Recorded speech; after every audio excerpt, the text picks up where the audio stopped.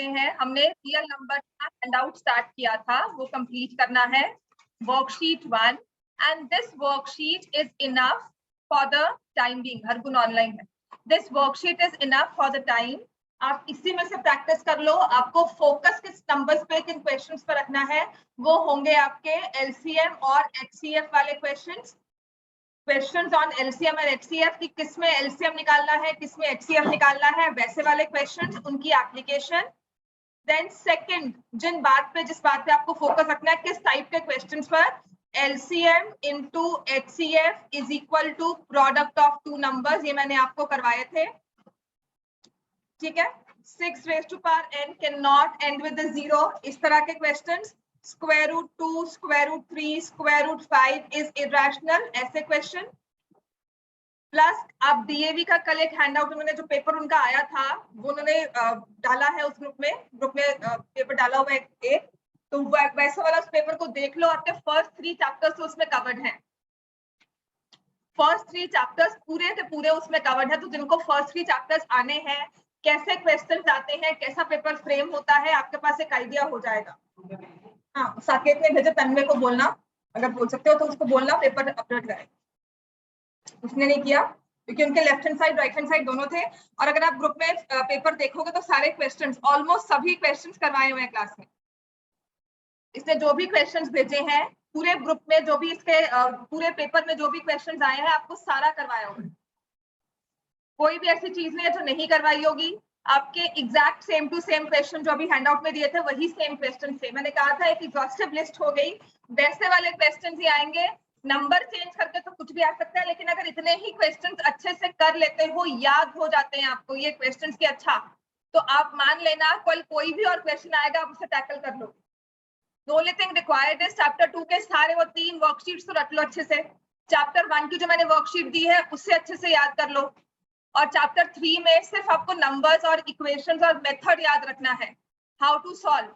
Reducible वाले में 3-4 types है, उनके सिर्फ मेथड को याद रखना है कि अच्छा ऐसा होगा तो ये करना है, ऐसा होगा तो ये करना है। अब आते हैं व्हाट आर, इसमें एक दो चीजें एचसीएफ एलसीएम की और है जो अभी क्वेश्चंस के साथ ही मैं करवा दूंगी।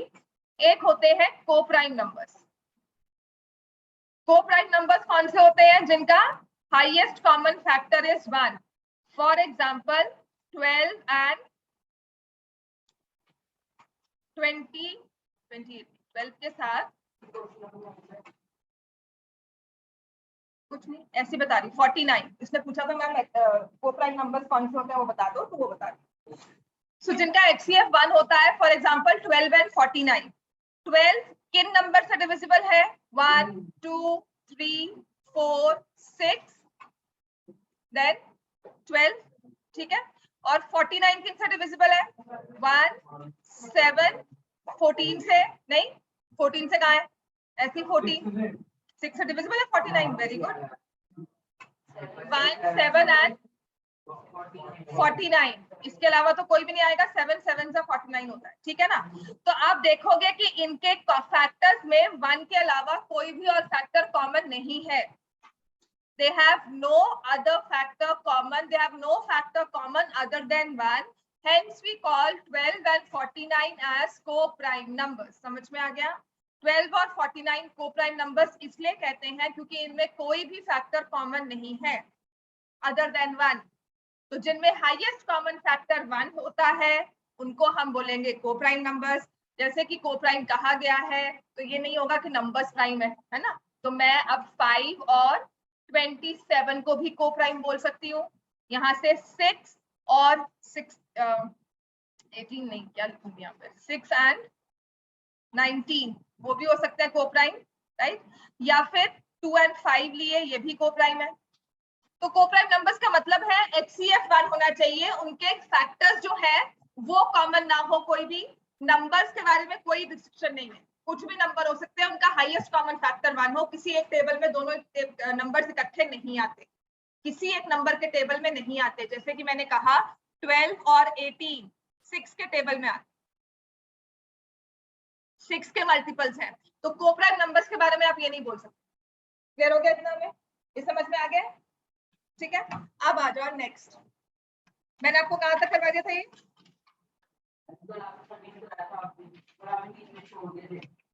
कौन से छोड़े थे? हाँ, क्वेश्चन 11 छोड़ दिया था। 11th and 12th। क्वेश्चन आपने फिर शाम इवनिंग क्लास में नहीं आना आज? और तुम्हारे कितने मिस हुए इसमें क्वेश्चन? सारे मिस हुए? आज क्यों? क्योंकि अगर आज करवाऊंगी तो डिपेंड करता है, आज बताओ, क्योंकि आज डीएवी 9th को ना थोड़ी बहुत वो करवानी है, रिविजन करवानी है, और इनके लिए मेरे को ये था कि इनको रियल नंबर्स कवर जो आपको करवा चुकी है वही करवाऊंगी। वो दोबारा समझना है तो आ सकते हो।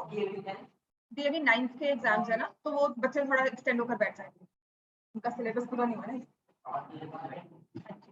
तुम लोग भी बैठते थे। हाँ जी।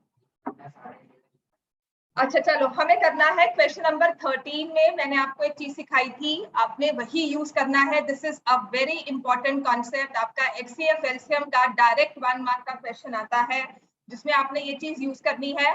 For 2 numbers A and B and applicable only for 2 numbers, applicable only for 2 numbers a and b, HCF into LCM is equal to product of 2 numbers.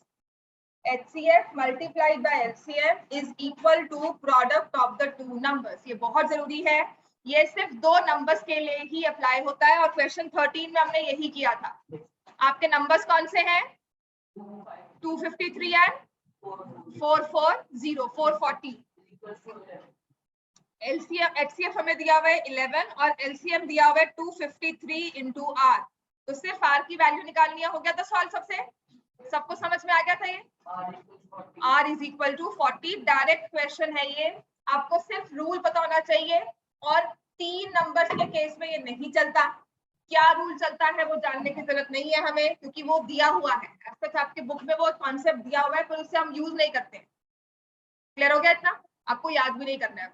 अब आते हैं क्वेश्चन नंबर 11 पर। ठीक है, हमने लास्ट जो किया था ना 10th क्वेश्चन, उसमें कहा था find the greatest number of 6 digits exactly divisible by 24, 15, 36। ये करवाया था ना मैंने। अब इस वाले क्वेश्चन में और 11th क्वेश्चन में क्या फर्क है? ये 11th क्वेश्चन केवीएम का एक फेवरेट क्वेश्चन है, टेस्ट पेपर में लास्ट ईयर डाला था उन्होंने, फाइनल जो भी सितंबर टेस्ट वगैरह हुआ था। ये क्वेश्चन ट्रिकी है, मुश्किल नहीं है, ट्रिकी है। 11th क्वेश्चन क्लास में मैं हर बार करवाती थी, ऐसी बात नहीं है, लेकिन अब मैं जैसे करवा रही हूँ बता करके इस पेपर में आ चुका है। लट जाती है, फिर एसेंटीना शुरू हो जाता है। अच्छा पेपर में आया हुआ है ना, इसलिए। चलो क्वेश्चन 11 में लिखा है, देखो अभी जो पहले कोई क्वेश्चन किया था और इसमें क्या फर्क है। उसने कहा है greatest number, find the number nearest to 1,10,000 but greater than 1 lakh. 1 lakh से बड़ा होना चाहिए, पर इसको नियरेस्ट चाहिए, which is exactly divisible by each of 8, 15 and 21। ठीक है, अगर मैं इसकी पहली वाली लाइन छोड़ दूं कि वो नंबर नियरेस्ट टू 1,10,000 ये सब छोड़ दूं, आपको क्या निकालना है? एलसीएम या एचसीएफ? एलसीएम समझ में आ गया? आपको एलसीएम निकालना है। पहली बार समझ में आ गई ना इस क्वेश्चन का? हमें नंबर कौन सा निकालना है वो अलग बात है, ग्रेटेस्ट देन ये सब वो बाद में देखेंगे, पर ये समझ में आ गया कि मुझे एलसीएम निकालना होगा। किनका निकालना है एलसीएम? कौन से 3 नंबर्स का? 8, 15 एंड 21। इन 3 का एलसीएम निकालना है। चलो निकाल के बताओ। 8 का एलसीएम क्या होगा? 8, हाँ, मतलब 8 की फैक्टराइजेशन क्या होगी? 15 इज, हाँ लो बेटा solve, 21 is, and what about the LCM?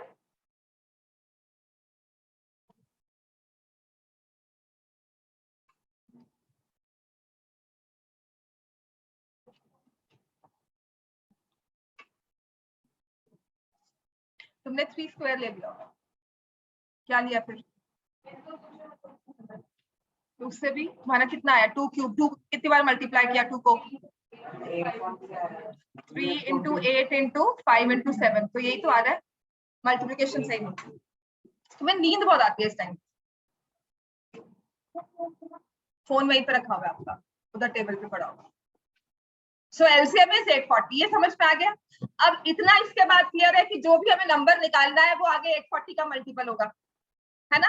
अच्छा चलो, अब इस चीज के लिए हम एक चीज और समझेंगे मैं आपको कहती हूँ कि मैंने एक नंबर लिया, लेट मी से 45, ये 7 के दो मल्टीपल्स के बीच में लाई करता है, एक है 42 और एक है 49, ठीक है। तो अब ये 45 पे आपने पहुंचना है, आप 42 से स्टार्ट करना पसंद करोगे या 49 से? 42। क्यों? क्योंकि इजी है, नियरेस्ट है, उधर टेबल पे, लाइब्रेरी वाली टेबल है ना जो उधर ही होगा या ड्रॉर में होगा। देखो मैं कहती हूँ कि आपको 42 से लेकर 49 मतलब 45 तक पहुंचना है, क्वेश्चंस करने हैं। 42 से स्टार्ट करोगे 49 से? 42 से। कितनी जल्दी समझ में आता है ना, हमें काम कम करना होगा। तो नियरेस्ट नंबर कौन सा है, 45 है या 42 है, 49?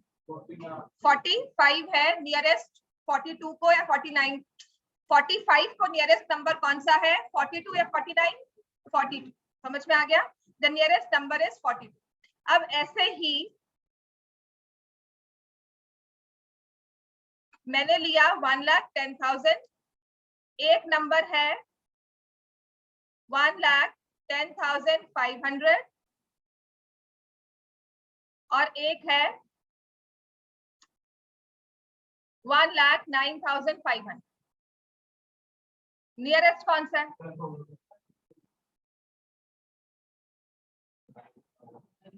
दोनों इक्वल डिस्टेंस पर है, दोनों इक्वल डिस्टेंस पर है। एक 500 अगर ज्यादा है तो दूसरा 500 कम है। क्लियर हो गया? दोनों इक्वल डिस्टेंस पर है। बट अगर मैं लेती हूँ 1,09,000, अब नियरेस्ट किसको मानोगे? 1,10,500। समझ में आ गया? नियरेस्ट नंबर निकालना। तो आपका क्वेश्चन अब यही कहता है कि नंबर जो चाहिए वो 1 लाख से बड़ा चाहिए, लेकिन 1,10,000 से नियरेस्ट चाहिए। क्लियर हो गया? 1 लाख से तो बड़ा हो लेकिन 110 के नियरेस्ट हो। क्लियर हो गया? तो पहले तो हम क्या निकालेंगे, ऐसा नंबर तो निकालो जो मल्टीपल है 840 का, राइट? तो मैं क्या करूंगी, 1,10,000 को डिवाइड करूंगी 840 से। I will divide 1,10,000 with 840. 1 जा 840 माइनस किया 06, तो 260 आ गया, ये 2600। 3 से जाएगा 2520,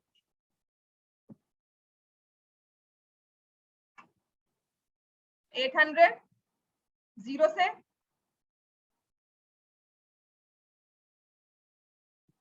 ये डिवाइड करके हमने सिंपल डिवीजन करके, व्हाट इज दिस 800, इसको क्या बोलते हैं, रिमाइंडर। अब आप क्या करते हो इसके बाद, जो आपका डिविडेंड है 1,10,000, इसमें से रिमाइंडर माइनस करते हैं, क्या आ जाएगा, 1,09,200। This is a multiple of 840। 1,09,200 is a multiple of 840। इतना क्लियर है हमें? यहां तक कोई प्रॉब्लम कुछ ना समझ में आया हो, राइट? अब उसने ये नहीं कहा है कि आपको मल्टीपल निकालना है 840 का, उसने कहा है नियरेस्ट मल्टीपल निकालना है। आपने कहा 1,10,000 एक हमारे पास स्टार्टिंग पॉइंट था, इससे छोटे वाला मल्टीपल है 1,09,200। इसके बाद वाला मल्टीपल कौन सा होगा, क्या करते हैं उसके लिए, 1,09,200 में कितना ऐड करेंगे, 840, कितना बन जाएगा 1,10,40। अब बताओ 1,10,000 को नियरेस्ट नंबर कौन सा है, 1,09,000 या 1,10,40? 1040 वाला नंबर नियरेस्ट आएगा, तो आपका आंसर ये क्वेश्चन ट्रिकी क्यों है, क्योंकि हम ये आंसर निकाल कर आ जाते हैं कि नियरेस्ट नंबर उससे छोटा निकाल दो। तो छोटा निकालने को नहीं कहा है उसने, लेस देन 1,10,000 नहीं कहा है, या नंबर की डिजिट्स को स्पेसिफाई नहीं किया है। उसने कहा है नियरेस्ट निकालना है 1,10,000 से, तो वो उससे बड़ा भी हो सकता है, वो उससे छोटा भी हो सकता है, आपको दोनों ही निकाल कर मार्क करना होगा। पहला 7 into 1 कितना होता है, 7 2 जा 7 3 जा 7 4 जा 28, 7 5 जा 7 6 जा। दो मल्टीपल्स ऑफ 7 में कितना डिफरेंस होता है, तो दो मल्टीपल्स ऑफ 840 में कितना डिफरेंस होगा, 840 का। ठीक है, तो 1,10,000 तो मेरा स्टार्टिंग पॉइंट था, इससे छोटा वाला जो मल्टीपल है वो है 1,09,000, कितना था 200 है ना। तो मैं कह रही हूँ 1,09,200 इज अ मल्टीपल ऑफ 840। इसके नेक्स्ट मल्टीपल कौन सा है, तो आप इसमें 840 ऐड कर दोगे, है ना। क्लियर हो गया बच्चे, हम प्लस 840 क्यों करते हैं। और ये मैंने आपको तब भी सिखाया था जब आपको लीस्ट नंबर निकालना होता है ऑफ 5 डिजिट, ऑफ जैसे पिछले वाले क्वेश्चन में किया। समझ में आ गया इतना। क्वेश्चन नंबर 12 आपका इंपॉर्टेंट क्वेश्चन है, ठीक है। ये वाला क्वेश्चन, एक ये वाला और एक ट्रैफिक लाइट्स वाला क्वेश्चन होता है इसी में जो टेस्ट में डालूंगी। टेस्ट जब भी लूंगी रियल नंबर्स का ढूंढ लेना। क्वेश्चन नंबर 12 ये वाला क्वेश्चन और इसके जैसा ही एक ट्रिकी क्वेश्चन होता है जो गलत होता है, आएगा आपको सारा पर आंसर फिर भी गलत करके आओ, ठीक है। ट्रैफिक लाइट्स, ठीक है, वो मिलेगा भी नहीं जल्दी, ऑनलाइन जल्दी नहीं मिलेगा। क्वेश्चन नंबर 10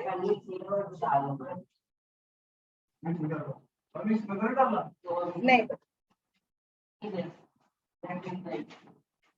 चलो 3 bells start ringing together and ring after, तो सी मेरी बोल्डनेस देखो, मैं कहती हूँ मैं बता के डालूंगी क्वेश्चन, अब फिर भी तुम गलत करो, सही। हाँ कोशिश करोगे ना फिर भी गलत होगा। 3 bells start ringing together and ring after every 4 seconds. They ring after every 4 seconds, then 5 seconds and 6 seconds respectively.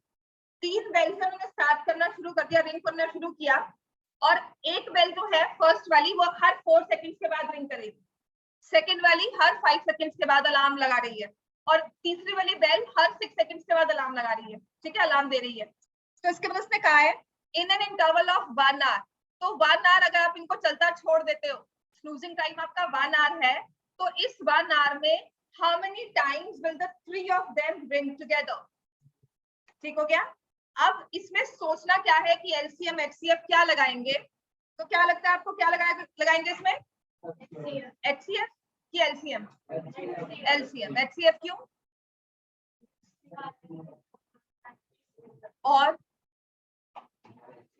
देखो अगर एक बेल 4 सेकंड्स के बाद रिंग कर रही है, नेक्स्ट स्नूज कब करेगी, आफ्टर 4 सेकंड्स, तो नेक्स्ट कितने सेकंड्स के बाद स्नूज करेगी, 8 सेकंड्स, नेक्स्ट स्नूजिंग टाइम उसका हो जाएगा 8 सेकंड्स का, फिर हो जाएगा 12, फिर हो जाएगा 16। अब तुम्हारी वाली अगर भाषा में आ जाओ, तुमने कहा पहले 4 किया, फिर +4 +4 फिर +4 फिर +4, तो अब यहाँ तक 8 सेकंड्स हो चुके होंगे, यहाँ तक 12 सेकंड्स, यहाँ तक 16, यहाँ तक 20, तो आप ये 4 8 12 16 20 ये क्या निकाल रहे हो, इनको क्या बोलेंगे हम, फैक्टर्स।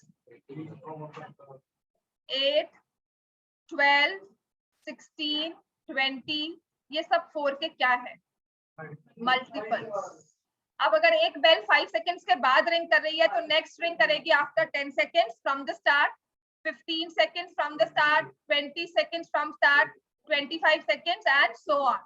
नेक्स्ट क्या होगा, 12 18 24 30 and so on. So in all the cases I am finding the multiples.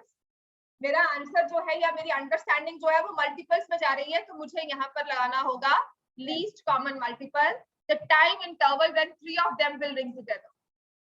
और एलसीएम निकालोगे of 4 5 and 6 कितना आएगा,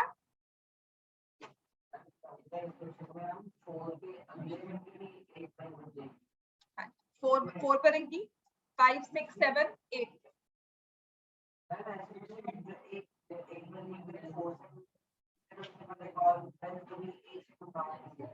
क्यों, देखो ना तुम 1 सेकंड के बाद रिंग करेगी वो सेकंड बेल होगी, ये 2 सेकंड्स के बाद रिंग करेगी वो थर्ड बेल होगी, लेकिन जब आपका टाइम इंटरवल 8 हो जाएगा तो उसके सेकंड बीप आ जाएगी, जब आपका टाइम इंटरवल 10 का आ जाएगा तो इसकी बीप आ जाएगी, 12 आएगा तो थर्ड और फर्स्ट फिर इकट्ठे बीप कर जाएंगे। समझ में आ गया, 3 बीप कर रही हैं, उनमें काउंटर लगा, उनमें वो लगा हुआ है काउंट, उनका जो क्या कहते हैं उसको टाइमर लगा हुआ है, प्लस उनका वो है काउंटर सिस्टम जो है उनका वो लगा हुआ है, उसमें काउंटिंग हो रही है साथ साथ, डिजिटल काउंट जो होता है, ठीक है ना। तो द मोमेंट दे बीप एक काउंट बढ़ जाएगा, तो 8 सेकंड्स पे बढ़ गया, फिर 12 पे हो गया, फिर 16 पे हो गया, फिर 20 पे हो गया। समझ में आ गया। तो इन an interval of 1 hour how many times do they ring together, हमने एलसीएम क्या निकाला, 60 क्या, 60 seconds, so they ring after every 60 seconds, 3 bells ring after every 60 seconds. 60 seconds को बोला क्या? 60 seconds इक्वल टू 1 मिनट. ठीक है, 60 seconds is equal to 1 minute. अब इसको पेपर देंगे 60 seconds का.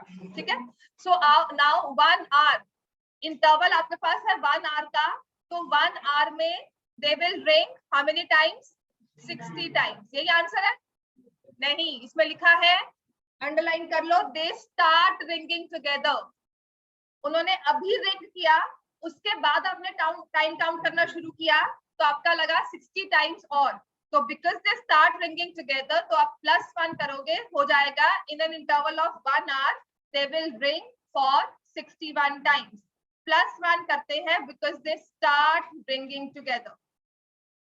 उनकी पहली जो बीप है वो इकट्ठे हुई है, उसके बाद फर्स्ट रिंग के बाद वो 4, 8, 16, 20 ऐसे चल रही है. फिर सेकेंड बीप के बाद फर्स्ट बेल जो है अपनी 5, 10, 15 इस तरह से चल रहा है, और थर्ड वाली बेल 6, 12, 18 इस तरह से बीप कर रही है. So because they start ringing together, so we will add 1 to get to the right answer 61 times in an interval of 1 hour. Because they start ringing together. लिख लो इस चीज को, ये तो आपको टाइम के साथ ही समझ में आएगा. अगर अभी समझ नहीं आया ना तो टाइम के साथ ही आएगा. इसको सोचना है, आपने किसी चीज को अभी बीप किया, तीनों ने इकट्ठे बीप किया, उसके 60 टाइम्स और बीप करेंगी 1 hour में, तो जो इकट्ठे अभी वाला बीप किया उसको भी आपने ऐड करना है. क्लियर हो गया इतना? अब आ जाओ क्वेश्चन नंबर 14, आपके एग्जाम्पलर में है और बोर्ड्स में भी क्वेश्चन आया हुआ है. क्वेश्चन नंबर 14 बोर्ड्स का क्वेश्चन है, उसको या तो HCF में पूछ लेते हैं या LCM में. मैंने आपको दोनों ही दिए हैं. ठीक है, तो +1 इसमें हमें करना है. अर्जुन काउंट किया मैंने. Question number 14, A is equal to x cube y square, B is equal to x y cube. A and B are positive integers, x and y are prime numbers. A और B positive है, 0 नहीं है कोई भी, कोई -4, -3, 1/2, 4/8 ऐसा कुछ नहीं है. क्लियर हो गया? आपको बिल्कुल क्लैरिटी से दिया हुआ है कि A और B पॉजिटिव इंटीजर्स है, 1, 2, 3, 4, 5, 6 ऐसे नंबर्स हैं, और x y प्राइम है. तो A और B साथ में क्या हो गए? दे आर, अगर x और y प्राइम है तो आप A और B को क्या बोल सकते हैं? They are composite numbers. A and B, they are composite numbers. And it says find, A में दिया हुआ है x cube y square, B दिया हुआ है x y cube. Find the HCF of AB, find the LCM of AB. HCF कैसे निकालेंगे, LCM कैसे निकालेंगे? सच में आपके एक्चुअल बोर्ड का क्वेश्चन है, 18 या 19 में चेक कर लेना, उसमें ही क्वेश्चन आया हुआ है. बिकॉज 19 में आया होगा, 19 के बाद हर सैटरडे पेपर में क्वेश्चन था. आई स्पेसिफिकली रिमेंबर बिकॉज 19 से मैंने स्टार्ट किया था, तो जब भी मैं क्वेश्चन देखती थी मैंने कहा इतना इजी क्वेश्चन, और गलत करके आते थे बच्चे. बेटा 20 में हुआ था बोर्ड, आपके 21 में कैंसिल. ठीक है, चलो इसका बताओ HCF क्या था, और तुम्हारे कैंसिल होने के कोई चांसेस नहीं है. ऑफलाइन होने के भी, ऑनलाइन होने के भी कोई चांसेस नहीं है, तो कर लो. हाँ नहीं होंगे तब भी, पेपर कैंसिल करके तुम्हारे आगे वाली वेव में शिफ्ट कर देंगे जब वेव खत्म हो जाएगी. अब तो ये सोच लो, मैं कह रही हूँ ना, अपने भ्रम जाल से, अपने माया जाल से वापस आ जाओ, अपने वो सपनों की दुनिया. आपकी वो कोविड ऑनलाइन वाली ना आपकी सपनों की दुनिया ही थी. हाँ, माया जाल है, यू आर थिंकिंग कैसा होगा, ये होगा, आपके वो सपने जो है ना, वो सब सपनों से बाहर निकलो. किसने कहा? कौन कह रहे थे? जब होंगे ना तुम्हें पता लग जाएगा. अभी है या नहीं है, 10th तो कैंसिल नहीं होने वाली ना, 10th तो पढ़नी पड़ेगी हमें, चाहे स्कूल में पढ़ो चाहे कहीं और पढ़ो. स्कूल में पढ़ोगे तो परेशान ज्यादा होगे, है ना, बोर्ड कैंसिल ना हो तुमको. ये हाँ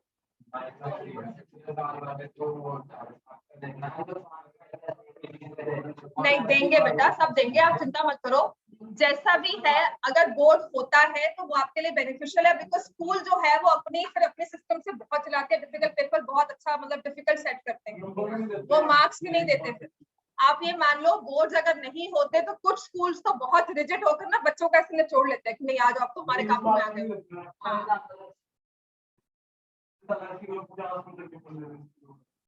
तभी मैं कह रही हूँ बोर्ड कैंसिल ना हो, अगर होना है ना 12th का बोर्ड कैंसिल हो जाए, 10th का ना हो। तो इसका क्वेश्चन है तुम्हारे बोर्ड से क्या लेते, ग्रीनलैंड हो या मैरीलैंड हो या कुछ भी हो, क्या करना है तुम्हें? अगर आता होगा तो यहाँ बैठ कर भी पेपर दे दोगे, नहीं आता होगा तो कहीं भी बैठोगे तो कुछ नहीं आता होगा। चलो अब बताओ HCF ऑफ AB क्या है? हाईएस्ट कॉमन फैक्टर कैसे निकालते हैं? We take common factors and their HCF में कॉमन फैक्टर्स लिखा हुआ है कहीं तो उसको पढ़ लो खोलकर। Common factor and the lowest part क्या लिखोगे? x y square. एलसीएम निकालना है तो हम क्या लिखेंगे? Common factor and the maximum part. इसको बार बार लिख लो क्योंकि ये क्वेश्चन सच में गलत हुआ था जब पेपर बोर्ड में आया था, किसी को समझ नहीं आता क्वेश्चन है क्या। आपके एग्जाम्पलर में से लिया हुआ ये क्वेश्चन, बोर्ड ने कोई ऊपर से नहीं निकाल दिया। जब भी पेपर में क्वेश्चन आया तो कहीं ऊपर से नहीं आ गया, आपके एग्जाम्पल का क्वेश्चन था, नहीं कवर किया तो मैक्सिमम जनता गलत करके आई है, डिफिकल्ट की इसको डाला हुआ था। अब आते हैं क्वेश्चन 15।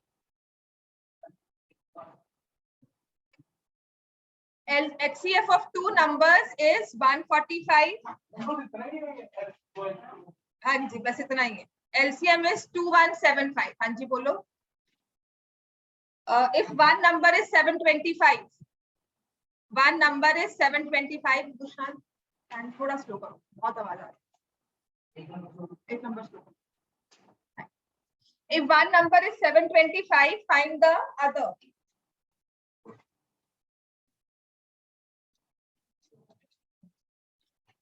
हाँ जी ये तो कर सकते हैं कि नहीं? ये आपने इसमें आपने कौन सा फॉर्मूला यूज करना है? LCM multiplied by HCF is equal to product of two numbers।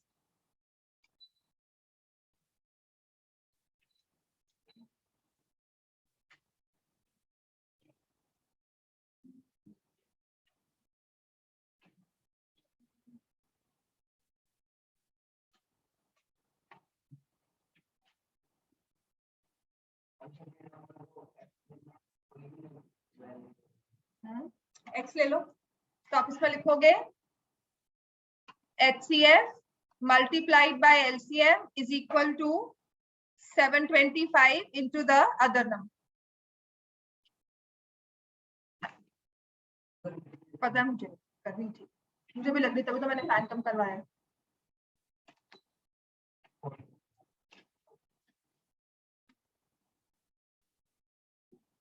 कैसे कम नजर लग रही है? हाँ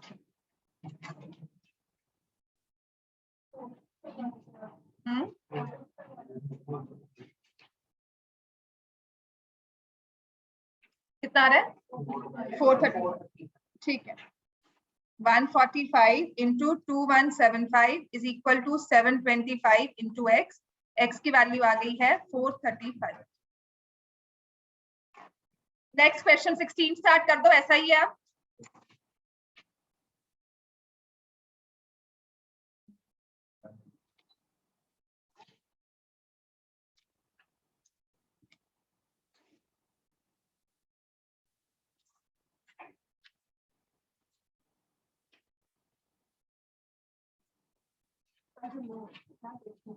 नेक्स्ट क्वेश्चन स्टार्ट करो।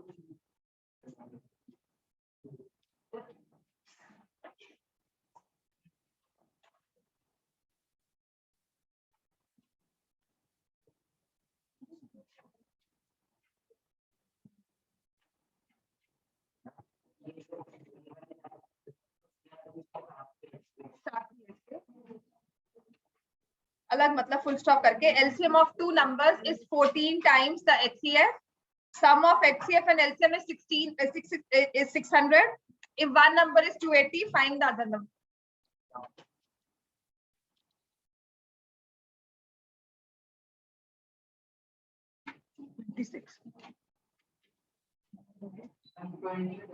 नहीं होगा ना, वही तो मैं कर रही हूँ। कौन सा मोड लग गया इसमें, क्या बीमारी लगी हुई है, वैसे चल रहा है, वहां चेंज नहीं होगा।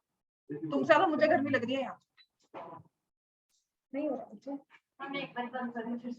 उसको ऑन करना है।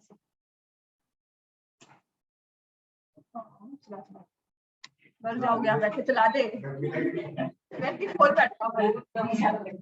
इसको पता नहीं क्या बीमारी है, यहाँ चेंज हो रहा है वहाँ चेंज नहीं हो रहा।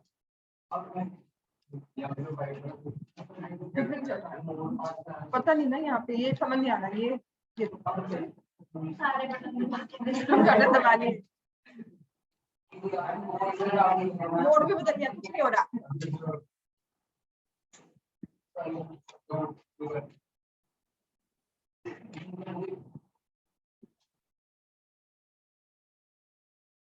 क्या हो गया, इतना अच्छा चलता है।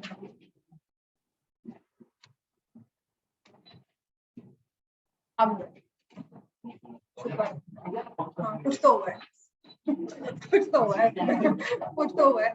अब नहीं छेड़ना इसको, अब इसको बाद में छेड़ेंगे। पता नहीं क्या होगा। हाँ, अब आ जाएगी, आ जाएगी, आनी चाहिए। हाँ, अब आ जाएगी।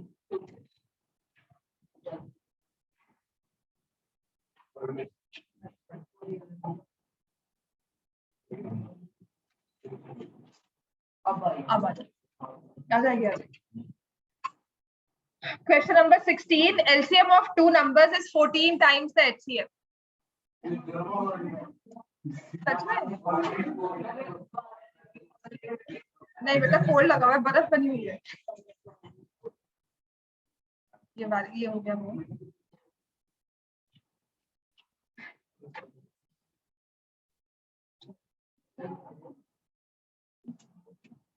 ठीक हुआ कि नहीं?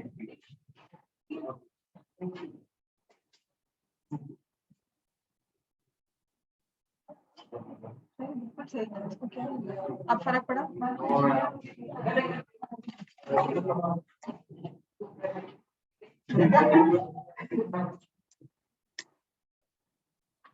कुछ समझ नहीं आ रहा।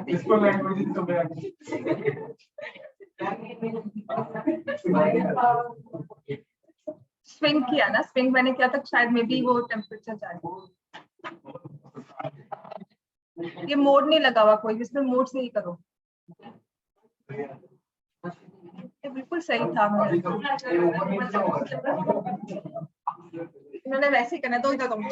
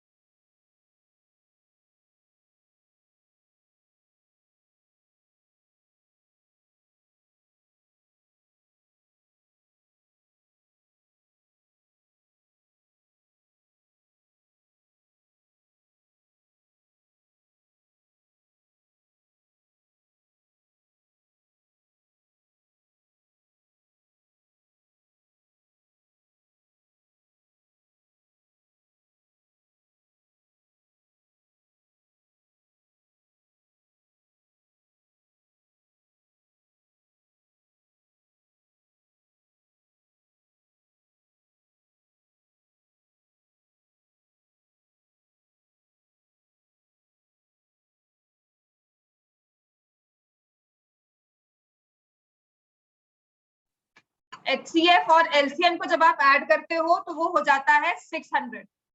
If one number is 280, एक नंबर आपके पास है 280, find the other number. तो इसमें हम क्या यूज करेंगे? Let the HCF be equal to x. Let the HCF be equal to x. आपका LCM हो जाएगा 14x.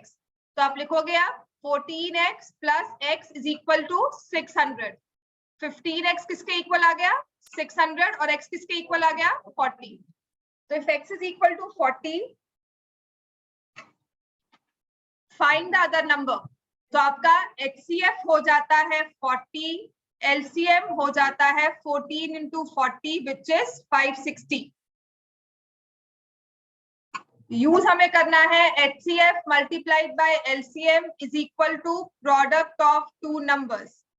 HCF है 40, LCM है 560, product of two numbers and हाँ जी सेकेंड नंबर की वैल्यू आपके पास आ जाएगी 8.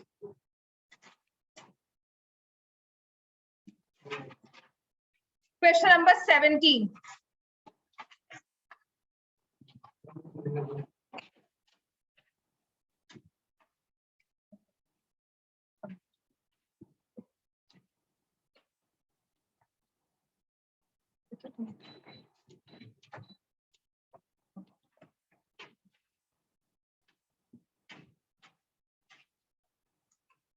Can two numbers have 16 as HCF and 380 as LCM? Give reasons.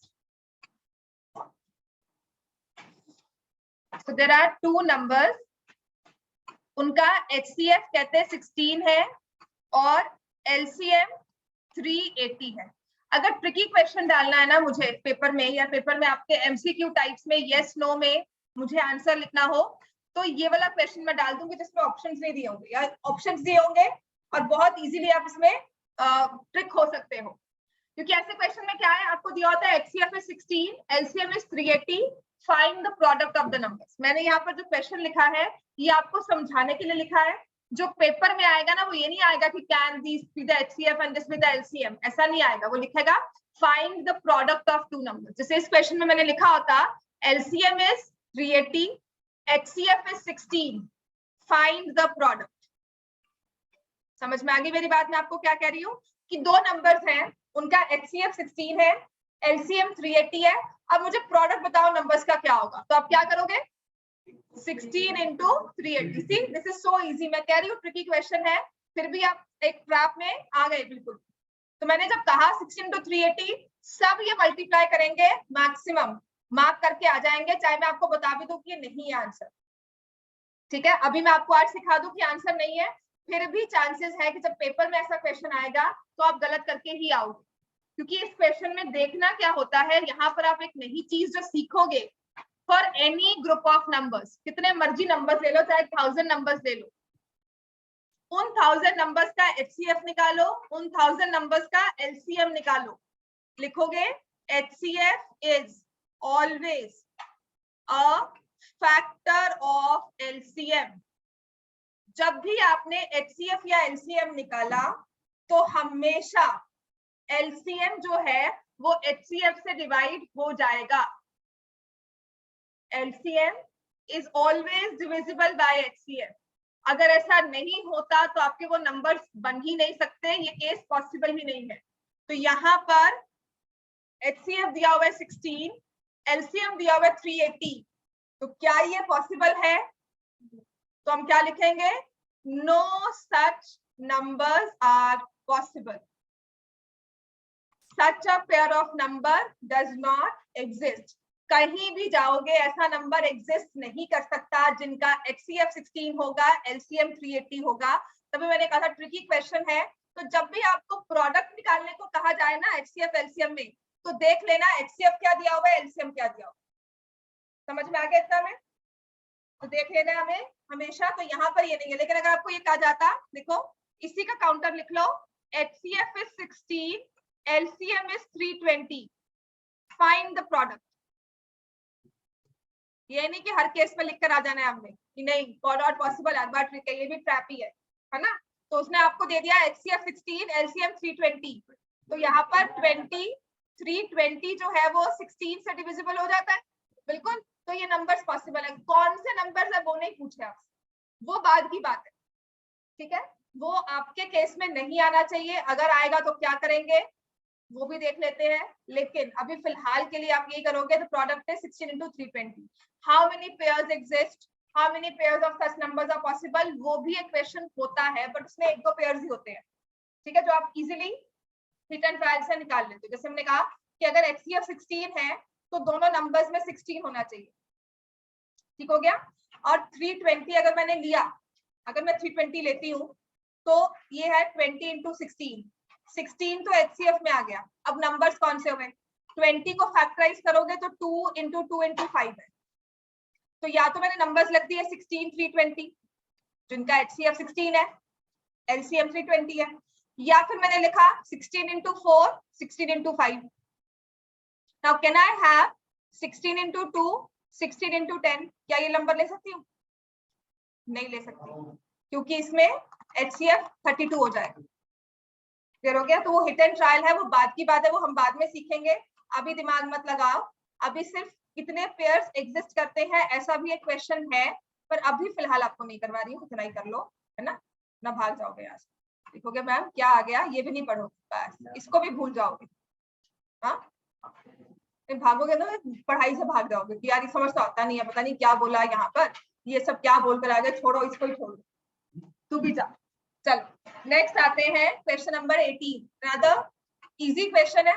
LCM दिया हुआ दो नंबर्स का, LCM of two numbers 12 and 42 is 10m plus 4, find the value of m।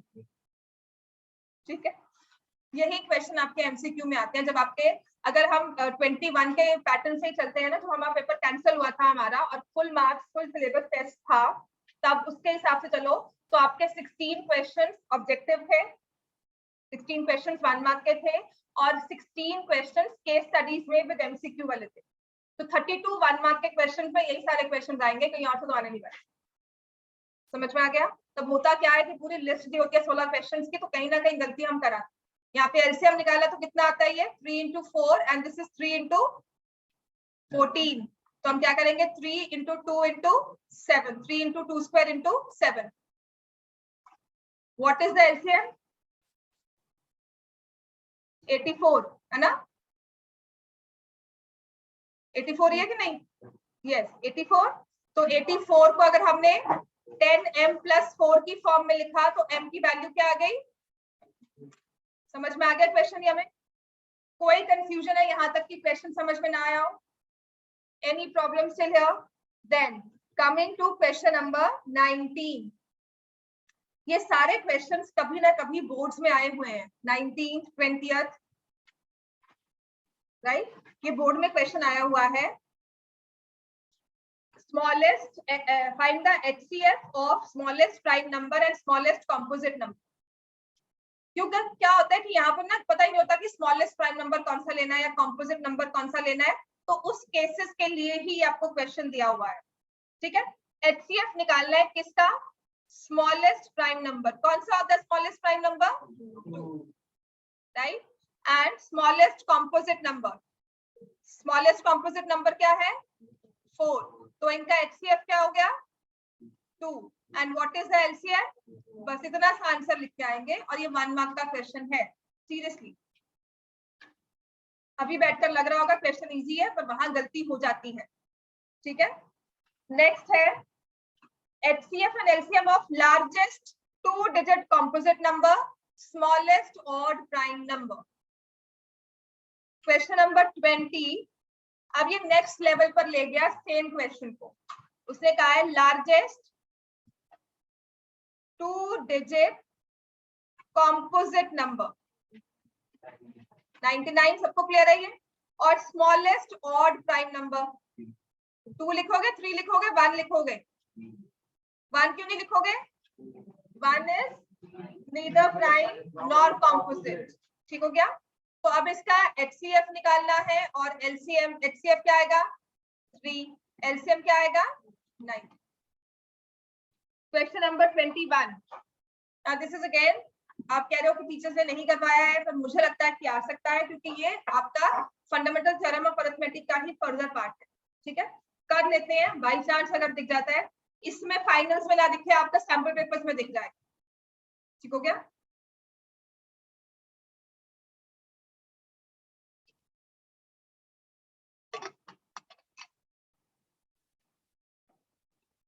Terminating decimal expansion of 51 divided by 1500. 51 divided by 1500 is of the form 17 upon 2 raised to power n, 5 raised to power m. Find m plus n। क्या करेंगे इसमें पहले first step, इसको least form में करेंगे। यहाँ पर आप 51 देख रहे हो और 1500, क्लू यहीं से लो कि यहाँ पे 17 दिया हुआ है और यहाँ पर अगर 1500 दिया था जो कि 3 से डिविजिबल होता है तो यहाँ पर कोई 3 नहीं दिया होगा। क्लियर हो गया? तो आपस में 3 कैंसिल हो जाएगा, क्या आ जाएगा 500 यहाँ पर 17। तब आपको क्या करना है, 500 को फैक्टराइज, 5 इंटू 100, 5 इंटू 25 इंटू 4, क्या आ जाएगा 5 क्यूब इंटू 2 स्क्वायर। तो m की वैल्यू क्या है, m की वैल्यू क्या है 3, n की वैल्यू क्या है, ये समझ में आ गया, 5 क्यूब और 2 स्क्वायर हुआ है, ये तो समझ में आ गया। अब मैं इसको लिख रही हूँ, this is 17 upon 2 raise to power 2, 5 raise to power 3 और यहाँ कह रहे हो 17 is equal to 2 raise to power n, 5 raise to power m। ये 17 cancel, 2 raise to power n into 5 raise to power m is equal to 2 square into 5 cube. तो 2 की power n, right hand side में 2 की power 2, तो n की value क्या हो गई 2। एक साइड में m 5 raise to power m, दूसरी साइड में 5 रेज़ टू पावर 3, तो m की वैल्यू क्या हो गई 3। तो m प्लस n कितना हो गया 5। यहाँ पर m प्लस n कहा था तो आप इजिली निकाल सकते हो। कभी कभी होता है find the values of m and n respectively, तो m में क्या आएगा n में क्या आएगा वो ध्यान से लिख लेना, देखकर इतना किया है तो एक ध्यान और लगाकर क्वेश्चन सही कर लेना, ठीक है ना। सिर्फ इसकी गलती पर कि m की जगह m लिख दिया, क्वेश्चन गलत नहीं कर लेना। और how many digits in the decimal expansion, अगर इसको डेसिमल में लिखेंगे तो कितने डिजिट्स आएंगे हमारे पास, 3 आएंगे कि 2 आएंगे या 5 आएंगे, 3। कैसे, आपके पास नंबर बना है 17 into 2 square into 5 cube. Decimal expansion का मतलब है कि अगर मैंने इसे पॉइंट करके कुछ लिखा है तो ये दिस नंबर बाय 10 की कौन सी पावर बनता है ना। याद आ गया कि नहीं?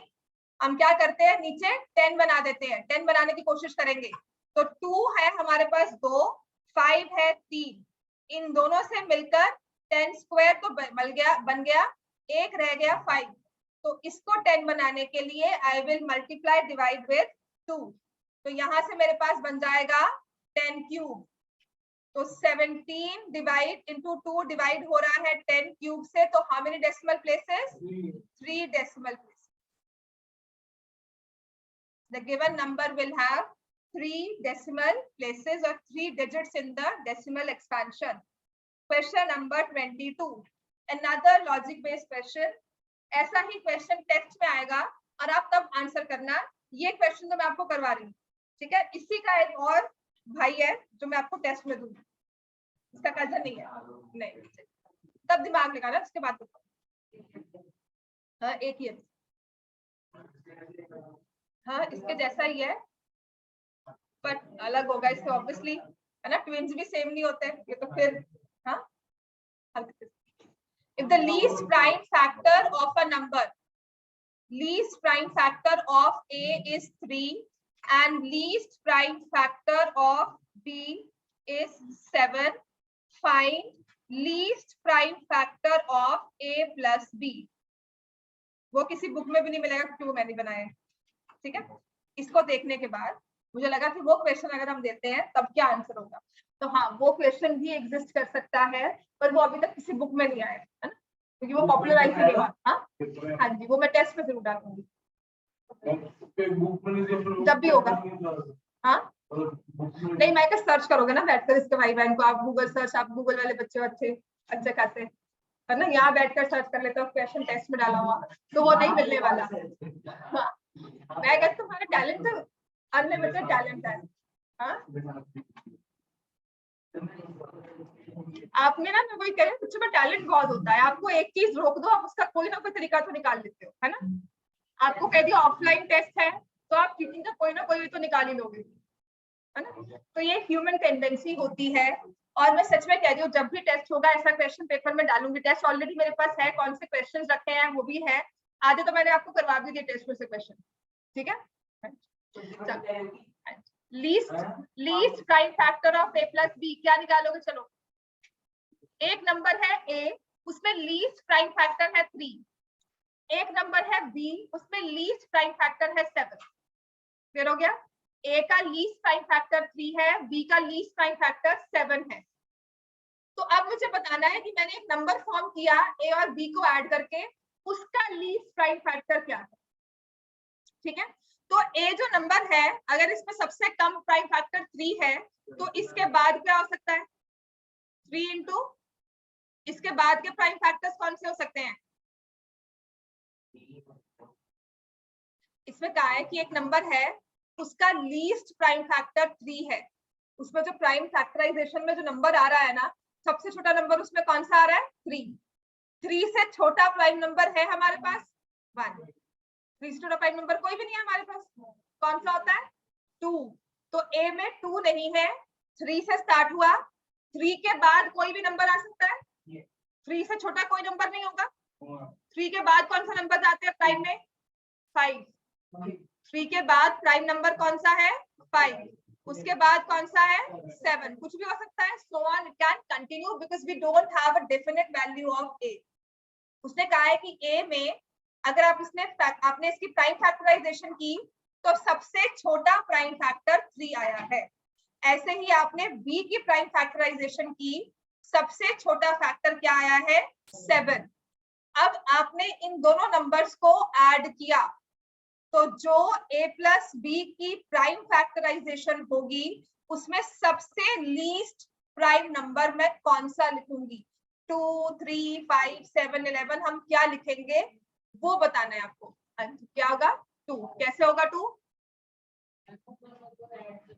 हाँ, उन दोनों को ऐड किया, जैसे हमने मान लिया कि a 3 है, इसका सबसे इजी वे और चालू वे पता क्या होता है? a को 3 मान लिया, b को 7 मान लिया। ठीक है, कि a 3 है और b 7 है, दोनों को ऐड किया, क्या बनता है? 10। 10 को फैक्टराइज करो, 2 इंटू 5, सबसे छोटा क्या है? 2। ठीक हो गया? हर बार ऐसा होगा? क्यों? हाँ, लेकिन हम क्या अब इसमें लॉजिक लगाएंगे? जो आपने ये तरीका लगाया है, this is specific to one case.